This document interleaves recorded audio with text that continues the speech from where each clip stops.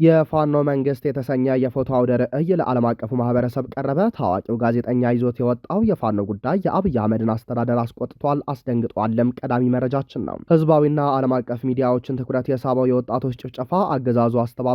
ወጣቶቹ በማንነታቸው የግፍ ግድያ ሰለባ ሆነዋል። በጉዳዩ ላይ አዳዲስ መረጃዎች ወጥተዋል፣ እናስደምጣቸዋለን። ካምፑ እየፈረሰ ነው። ወታደራዊ ኃይል ጠቅልሎ እየወጣ መሆኑ ተሰምቷል። መሪዎቹ ዲሽቃና ብሬን ተኳሾቹና አምካኞቹ ከድተው ወጥተዋል። እዙና አርበኞቹ የክተት ጥሪ ጥምር ጦሩ አስተላልፈዋል። የግንባር መረጃችን ነው። የዓለምን የኑሮ ምስቅልቅል ያናወጣው የኢራን አሜሪካ ጦርነት መቋጫ አልተገኘለትም። የኢራኑ ባለስልጣን ምንም አይነት ድርድር የለም፣ ውጊያ ይቀጥላል ሲሉ ሞሳድ ደግሞ አዲስ መረጃ አገኘው ሲል ይፋ አድርጓል። በዝርዝር ይዘነዋል። ሰላም ጤና ይስጥልን ውድ የብላክ ላይን ሚዲያ ቤተሰቦቻችን፣ እናንተን ይመጥናሉ ብለን ያሰብናቸውን የተመረጡ ዕለታዊ የግንባርና ወቅታዊ መረጃዎችን ወደ እናንተ ይዘን ቀርበናል። ቻናሉን ሰብስክራይብ በማድረግ ቤተሰብ እንድትሆኑ እየጋበዝን ወደ መረጃዎቹ እናመራለን። ዓለም አቀፍ ትኩረት ያገኘው የፋኖ ህዝባዊ ትግል የገዢውን አካል ውድቀት ያሳየ ነው ተባለ። የአማራ ህዝባዊ አርበኞች ፋኖ በገዢው አካል ላይ የሚያካሂዱት ህዝባዊና ፍትሃዊ ትግል በዓለም አቀፍ ደረጃ ከፍተኛ ትኩረት ማግኘት ጀምሯል። በዓለም ላይ ካሉ የተረሱና ድምጽ ያልተሰጣቸው ከባድ ጦርነቶች አንዱ ተብሎ የተገለጸው ይህ ትግል በፈረንሳይ ፔርፒኛን በሚካሄደው 38ኛው ዓለም አቀፍ የፎቶ ጆርናሊዝም ፌስቲቫል ላይ በምስላዊ ዘገባ ለዓለም ህዝብ እንደሚቀርብ ታውቋል። በፎቶግራፈር ሮቤን ቱቴንገስ የተሰነደውና የፋኖ መንግስት በሚል ርዕስ የቀረበው ይህ ሰፊ ምስላዊ ዘገባ ከኦገስት 29 እስከ ሴፕቴምበር 13 ቀን 2026 እንደ አውሮፓውያን አቆጣጠር ለእይታ ይበቃል። ዘገባው የፋኖ አርበኞች አለታማዎቹና ስልታዊ ጠቀሜታ ካላቸው የላስታ ሰሜን ወሎና ጎንደር ተራሮች ተነስተው ሰፋፊ የገጠር ቀጠናዎችን ሙሉ በሙሉ በቁጥጥራቸው ስር መዋላቸውን ያሳያል ስለመባሉ ዘገባዎች ጠቁመዋል። በአሁኑ ወቅት የትግራይን ክልል በሶስት እጥፍ የሚበልጥና ለአየርና ምድር ውጊያ አስቸጋሪ መሬት ባለው ሰፊ ቀጠና የሚካሄደው ይህ ውጊያ የአገዛዙ ሰራዊትን ከፍተኛ ወታደራዊና ስነልቦናዊ ውጥረት ውስጥ ከቶታል። የተለያዩ የፋኖ አደረጃጀቶች ትግሉን በተቀናጀ መንገድ ለመምራት ያደረጉት ጥረትና የተፈጠሩት ጥምረቶች የትግሉን አቅም በከፍተኛ ደረጃ ማሳደጋቸው ሲመላከት ዘገባው የፋኖ አርበኞች ወደዚህ መራር ትግል እንዲገቡ ያስገደዷቸውን ዋና ዋና ታሪካዊና ወቅታዊ ምክንያቶች በዝርዝር አስቀምጧል። አንደኛ፣ ቀደም ሲል በሰሜኑ ጦርነት ወቅት ህዝቡ ከአገዛዙ ጎን የቆመ ቢሆንም በ2015 ዓ.ም የተደረገው የፕሪቶሪያ ስምምነት የአማራን ህዝብ ህልውናዊ ጥያቄዎችና ታሪካዊ መሬቶች ወደ ጎን ማለቱ ለቁጣው መነሻ ሆኗል። ሁለተኛ፣ አገዛዙ የክልሉን ልዩ ኃይል ለማፍረስ የሄደበት ያልተጠናና አውዳሚ መንገድ ለአሁኑ አገር አቀፍ ቁጣና ለትግሉ መስፋፋት ዋና ምክንያት መሆኑም ተገልጿል። አገዛዙ የፋኖን ህዝባዊ መሰረት ለመስበር ሲል በንጹሃን ዜጎች ላይ ድሮንን ጨምሮ ከባድ የጦር መሳሪያዎችን መጠቀሙ፣ ግፈኛ እስራትና የሰብአዊ መብት ጥሰቶችን ማስፋፋቶ ይበልጥ ወጣቶችን፣ ተማሪዎችንና አባወራዎችን ወደ ፋኖ ካምፖች እንዲቀላቀሉ አድርጓል። በአሁኑ ወቅት በአካባቢው ከ2.3 ሚሊዮን በላይ ህዝብ የአስቸኳይ ጊዜ ሰብአዊ እርዳታ የሚፈልግ ቢሆንም አገዛዙ እውነታው ለዓለም እንዳይጋለጥ የጋዜጠኞችን እንቅስቃሴ በመገደቡና የእርዳታ ድርጅቶችን መንገድ በመዝጋቱ ሳቢያ ማህበራዊና ኢኮኖሚያዊ ቀውሱ ከቀን ወደ ቀን እየከፋ መጥቷል። ይህ በዓለም አቀፍ ደረጃ በፎቶ ጆርናሊዝም መድረክ ላይ የሚቀርበው ዘገባ የገዢው አካል ጭካኔና አምባገነንነት ለዓለም ህዝብ ይበልጥ እንዲጋለጥ የሚያደርግ ሲሆን የአማራ ህዝብ የሰብአዊነትና የነጻነት ትግል ዓለም አቀፍ እውቅናና ድጋፍ እያገኘ መምጣቱን አመላክቷል። ከሰሞኑ በአገዛዙ ኃይሎች በአሰቃቂ የተረሸኑት 3 የአማራ ወጣቶች ጉዳይ ህዝባዊ ቁጣ ቀስቅሶ ይገኛል። አገዛዙ በበኩሉ ጉዳዩን ለማደባበስ ከፍተኛ ጥረት ላይ ነው። የማዕከላዊ ኢትዮጵያ ክልል የሰላምና ጸጥታ ቢሮ የሰጠው ምላሽ በአካባቢው የሚፈጸሙ ህዝብን ያማከሉ ጥቃቶችንና የጸጥታ ውድቀቶችን ለመሸፈን የተደረገ የኦህዴድ ብልጽግና አይን ያወጣ ማስተባበያ ነው በሚል በዜጎችና በጉዳዩ ተከታታዮች ዘንድ ከፍተኛ ትችትና መቃወም አስነስቷል። በአቶ ተመስገን ካሳ የተሰጠው ምላሽ በጉራጌ ዞን አበሽጌ ወረዳ፣ በምስራቅ ጉራጌ ዞን በመስቃንና ማረቆ እንዲሁም በኖሬ ኤነር መገር አካባቢዎች ያሉት ጥልቀት ያላቸው የጸጥታና የማህበራዊ ውጥረቶች የጥቂት ሽፍቶች ወንጀል እንደሆኑ አድርጎ ለማቅረብ መሞከሩ ነዋሪዎችንና የፖለቲካ ተንታኞችን ያስቆጣና ስጋቱን ከፍ ያደረገ ሆኗል። የክልሉ መንግስት በመሬት ላይ ያለውን እውነተኛ የጸጥታ ውድቀት ከመቀበል ይልቅ ችግሩን በጫካ የገቡ ሽፍቶችና ጽንፈኞች ላይ ብቻ በማሳበብ የአገዛዙን የአስተዳደርና የጸጥታ መዋቅር ድክመት ለመሸፈን ሞክሯል። በአበሽጌ መስቃንና ማረቆ አካባቢዎች የሚኖሩ ዜጎች በየዕለቱ ለሞት ለእገታና ለንብረት ውድመት እየተዳረጉ ባሉበት ሁኔታ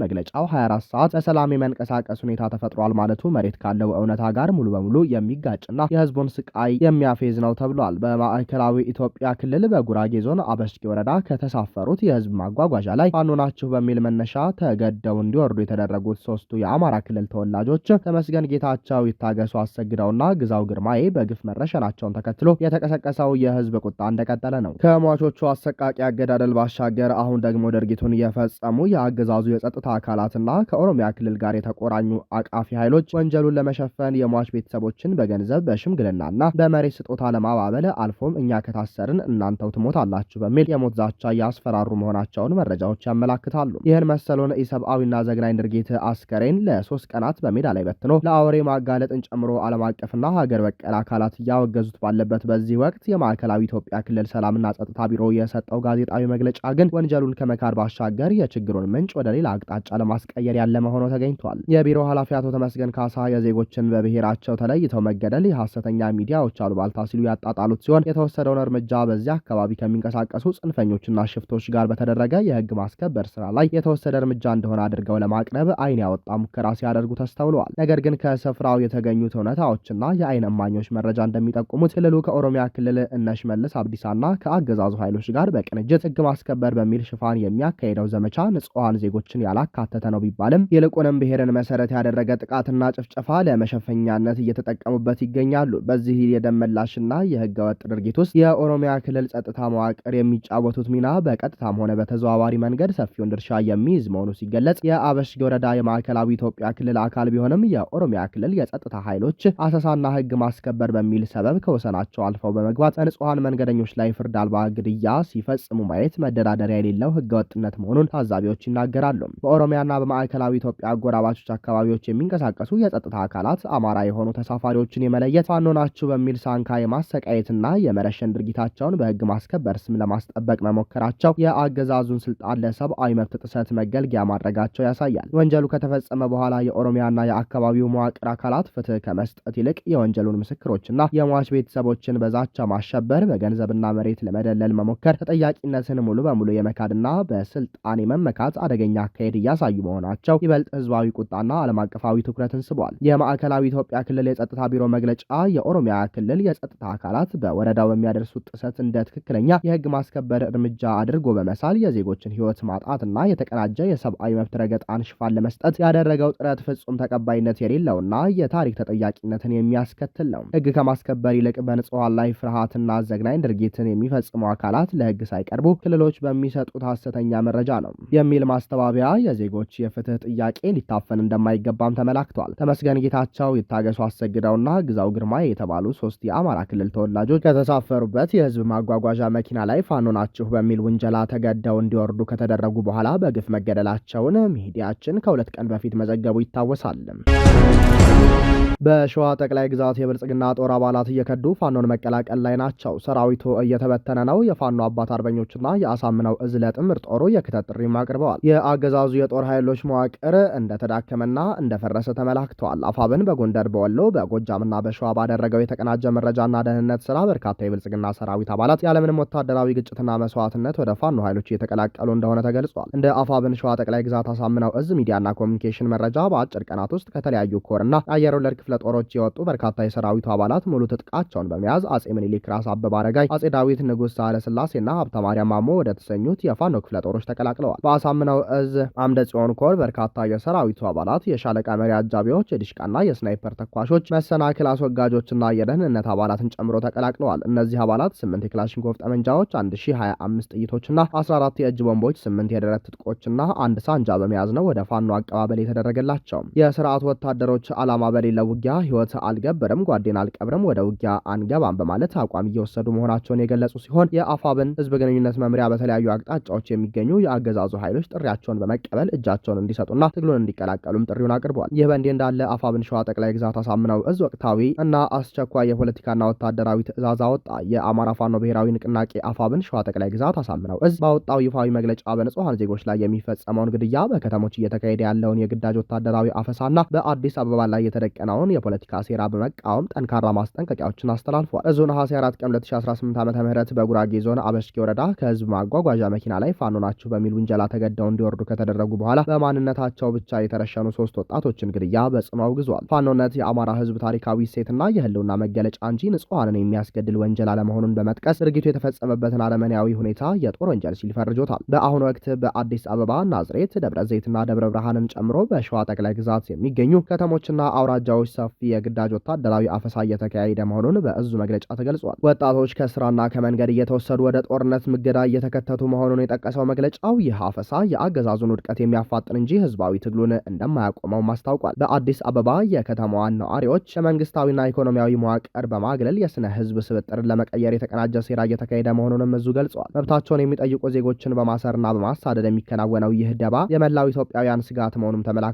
አፋብኃን አሳምነው እዝ ጥሪና ማስጠንቀቂያዎችን የሰጠ ሲሆን ለአማራ ወጣቶች በግዳጅ አፈሳ ወደ ማታምኑበት እቅድ ከመነዳትና ሰለባ ከመሆን ይልቅ ህልውናችሁንና የህዝባቸውን ክብር ለማስከበር የአፋብኃን ሸዋ ጠቅላይ ግዛት አሳምነው እዝ እንድትቀላቀሉም ጥሪ አቅርበዋል። ለአዲስ አበባ ነዋሪዎችና ለኢትዮጵያውያን በከተማቸውና በሀገራቸው ላይ እየተፈጸመ ያለውን ፖለቲካዊና ኢኮኖሚያዊ ተጽዕኖ በጋራ እንድትታገሉ የፋኖን ትግል በገንዘብ በሀሳብና በጽናት እንድትደግፉ ጥሪ ተላልፏል። ለስርዓቱ የጸጥታና የደህንነት አባላት ደግሞ ህዝብን ጨፍጫፊ ለሆነው አገዛዝ መሳሪያ ከመሆን ተቆጥባቸው ወደ ህዝባቸው ጎን እንድትቆሙ ሲል አሳምነው እዝ በሰጠው መግለጫ ላይ የመጨረሻ ማስጠንቀቂያ ሰጥቷል። በተመሳሳይ የአፋብኃን አባት አርበኞች ምክር ቤት ለአገዛዙ ጥምር ኃይል የጥሪ መልእክት አስተላለፈ። የአማራ ፋኖ ብሔራዊ ንቅናቄ አፋብኃን የአባት አርበኞች ምክር ቤት ባስተላለፈው መልእክት የመከላከያ ሰራዊት፣ የፖሊስ፣ የልዩ ኃይል፣ የካቢኔ አባላትና አመራሮች ከገዢው አካል በመውጣት ትግሉን እንዲቀላቀሉ ጥሪ ያቀረበ። ምክር ቤቱ በመልእክቱ የአፋብኃን የህይወትና የህልውና ተጋድሎ የአገዛዙን ሰራዊት አከርካሪ በመስፈር ላይ እንደሚገኝ ገልጾ ለአሁኑ የትግል ደረጃ መድረስ መስዋዕትነት የከፈሉ አርበኞች ታሪካዊ ክብር እንደሚገባቸው አብራርቷል። የአባት አርበኞች ምክር ቤቱ ባቀረበው ጥሪ ለመከላከያ ሰራዊት አባላትና አመራሮች ሰራዊቱ ለሀገር ዳር ድንበር ዘብ እንዲሆን የተቋቋመ ቢሆንም አገዛዙ ለስልጣን ማራዘሚያነት እየተጠቀመበት ይገኛል ብለዋል። ሰራዊቱ እየተኮሰበት ያለው ህዝብ የገዛ ህዝቡ መሆኑን ተገንዝቦ ከነሙሉ ትጥቁ የአፋብኃን ሰራዊትን እንዲቀላቀል ጥሪ አቅርበዋል። ለልዩ ኃይል፣ አድማ ብተና፣ ፖሊስና ሚሊሻ አባላት ለጊዜያዊ ጥቅማ ጥቅሞች ደሞዝ ሲባል በህዝብ ላይ የሚፈጸመውን መከራ ቸል ማለት ወደ ከፋ ውድቀት እንደሚያመራ በማሳሰብ ከጨፍጫፊው ስርዓት በመለየት መሳሪያቸውን ይዘው ትግሉን እንዲቀላቀሉም ጠይቋል። ለአማራ ክልል ብልጽግና አመራሮች፣ ካድሬዎችና ካቢኔዎች የስርዓቱ ተልእኮ የመፈጸም ሚናቸውን ለአንዴና ለመጨረሻ ጊዜ በማቆም ለአማራና የኢትዮጵያውያን ዘላቂ ሰላም ለማረጋገጥ አፋብኃንን በመቀላቀል አገራዊና ሰብአዊ ግዴታቸውን እንዲወጡ ጥሪ አስተላልፏል። ይህንን መልእክት ያስተላለፉት ከተለያዩ የወሎ፣ የሸዋ፣ የጎጃምና የጎንደር ክፍለ ሀገራት የተወከሉ የአባት አርበኞች ምክር ቤት አባላት ናቸው። በቴህራንና ዋሽንግተን መካከል ያለው ውጥረት እየተባባሰ በሄደበት በአሁኑ ወቅት በኢራን የኒውክሌር ፕሮግራምና በቀጠናዊ ደህንነት ዙሪያ የነበሩ ድርድሮችና ወታደራዊ ስጋቶች አዲስ ክስተቶችን እያሳዩ ናቸው። በቴህራንና በዋሽንግተን መካከል የተኩስ አቁም ስምምነትን ለማራዘም ምንም አይነት ድርድር እየተካሄደ እንዳልሆነ የኢራን ከፍተኛ ባለስልጣን አስታውቀዋል። ባለስልጣኑ ምንም አይነት የተጀመረ የሰላም ሂደት ስለሌለ የሚራዘም ነገር የለም ሲሉም ገልጸዋል። ባለፈው ሰኔ ወር አሜሪካና ኢራን 14 ነጥቦችን የያዘ የመግባቢያ ስምምነት ተፈራርመው የነበረ ቢሆንም አሜሪካ በ48 ሰዓታት ውስጥ ስምምነቱን አፍርሳ ከጥቂት ቀናት በኋላ ሙሉ በሙሉ መውጣቷን የኢራን ባለስልጣናት ይከሳሉ። ሁለቱም ሀገራት የስምምነቱ መፍረስ ምክንያት አንዳቸው ሌላቸው እንደሆኑ በመግለጽ ጥቃቱን አሁንም እርስ በርስ መወነጃጀል ላይ ይገኛሉ። በቀጠናው እየተባባሰ የመጣውን ጦርነት ለማቆምና ዓለም አቀፍ የነዳጅ መስመር የሆነውን የሆርሙዝ ወሽመጥን ደህንነት ለማስጠበቅ አዳዲስ የዲፕሎማሲ እንቅስቃሴዎች በመደረግ ላይ መሆናቸው ቢነገርም ውጤት ሲያመጡ ግን አልተስተዋለም። የፓኪስታን የአገር ውስጥ ሚኒስትር ሞሼ ናቅሺ ወደ ቴህራን በመጓዝ ከኢራን የውጭ ጉዳይ ሚኒስትር ጋር ተወያይተዋል። ስብሰባው ጦርነቱን ለመግታትና በሆርሙዝ ወሽመጥ በኩል የሚደረገውን የመርከብ እንቅስቃሴ መልሶ ለማስከፈት በሚደረጉ የድርድር ማዕቀፎች ላይ ያተኮረ ነው ሲባልለት ፍጭ የሰጠ አጀንዳ ግን አልተገኘም። በሌላ በኩል የእስራኤል የስለላ ድርጅት ሞሳድ የቀድሞ አዛዥ ዮሲ ከሆነ ኢራን በተከታታይ ጥቃቶች ምክንያት የኒውክሌር ቦምብ የመስራት አቅሟ መዳከሙን ገልጸዋል። በቀጠናው ያለው ወታደራዊና ዲፕሎማሲያዊ ውጥረት ያልረገበ ሲሆን አሜሪካና እስራኤል የኢራንን የኒውክሌር እንቅስቃሴ ለመግታት የሚወስዷቸው እርምጃዎች የቀጠናውን የወደፊት ደህንነት ወሳኝ የሚያደርጉት ይሆናሉ ተብሎም ይጠበቃል። ክቡራንና ክቡራት አድማጭ ተመልካቾቻችን ለሰዓቱ የነበረን የዜናና የመረጃ ስርጭታችን ይህንን ይመስል ነበር። ቻናሉን ሰብስክራይብ በማድረግ ቤተሰብ እንድትሆኑ ጋበዝን። ጤና ይስጥልንም።